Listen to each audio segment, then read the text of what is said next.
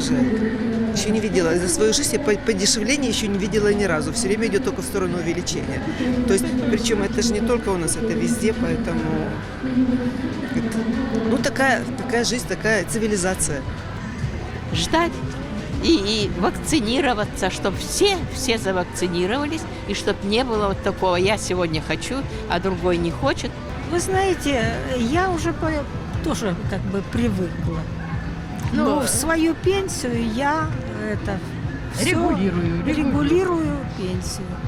То есть на все хватает? На все хватает. Ничего, терпеть. Что еще делать? Ты такие мелочи не замечаешь. Это же всего лишь продукт. Меня обеспечивают родители. Смириться, больше зарабатывать.